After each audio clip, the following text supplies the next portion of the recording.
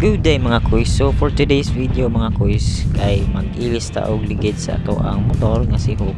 So ato siyang dadon sa vulcanizing shop adto sa may crossing stoplight diri sa San Jose, Talipon. So biyahe lang tagamay ani para mudong sa vulcanizing shop nga atong ipailis ning ato ang ligid. So ato ang ligid nga dala karon mga kuys is ang CST tires model C6577.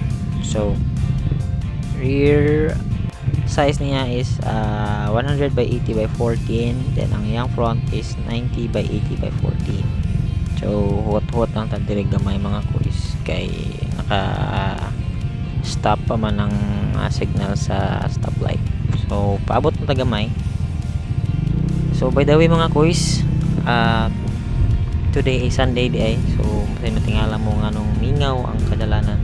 So Sunday ta nagpataod sa to ang ligid kay maora may time sa to ang mga kalugar ta. So dire locate lang siya sa crossing stoplight dire sa may San Jose. So kani akong gitabangan si kuya kay naglisod siya og hookup or kuha sa muffler sa to ang motor. So ako siyang gitabangan nga para mo takilid gamay ang ato ang motor para matanggal ang iyang pipe.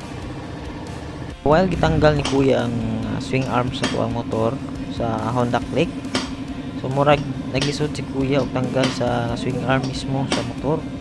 So nabalaka ko diri og nganong dugay na tanggal nga punta is dali ra man ta ni siya matanggal.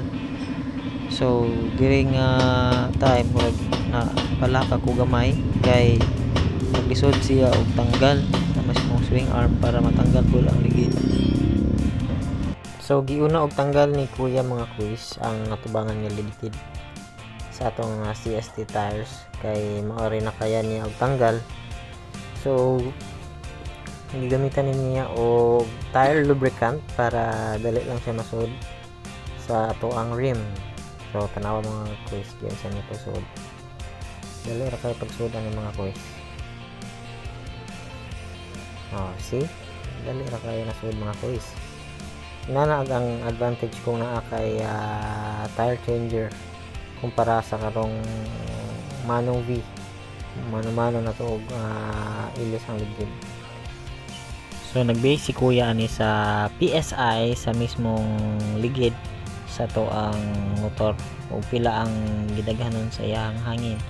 For example is 29 I think aning PSI na ning front tire sa ato ang Honda Click if I'm not mistaken. Then ang likod is 33 PSI pod siya.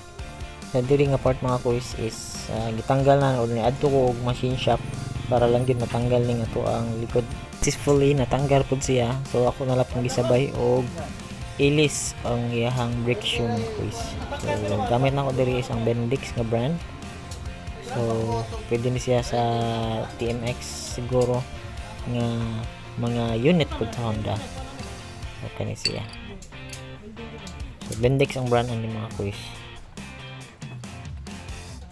So kani mga kuys is mao ni ang residue sa ato ang sealant nga gitaod last time sa ato ang Maxxis nga ligid. So mao ni siya akong gida uli kay basin pwede pa ni siya magamit mga kuys.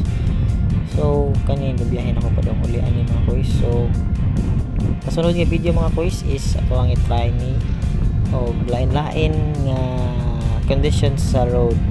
Shout out sa CST Tires Philippines sa pag-provide or sa pag hatag na tong chance nga nga video mga kuys. So kita-kits sa sunod nga video mga kuys and daghang salamat.